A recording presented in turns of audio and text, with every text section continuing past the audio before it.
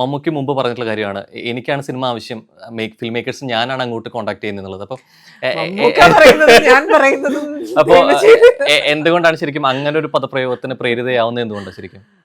ഞാൻ പറഞ്ഞത് അത് റിയാലിറ്റിയാണ്. കാരണം നമ്മള് എന്നെ സംബന്ധിച്ചിടത്തോളം എന്നെ സിനിമയ്ക്ക് ഒരു ആവശ്യമില്ല. എന്റെ പാഷനാണ് സിനിമ എന്ന് പറയുന്നത്, എന്റെ ആഗ്രഹമാണ് സിനിമ എന്ന് പറയുന്നത്. അല്ലെങ്കിൽ സിനിമയിൽ നിന്ന് പുറത്തു പോകേണ്ട സമയം ഈ സിനിമ ഇനി നമുക്ക് വരുവോ ഇല്ലയോ എന്നൊക്കെ ഉള്ള, അല്ലെങ്കിൽ ഇവര് ഫീൽഡ് ഔട്ട് ആയി ആളുകൾ പറയുന്നതിന്റെ ഒക്കെ സമയത്തൊക്കെ അതിക്രമിച്ചു കഴിഞ്ഞു.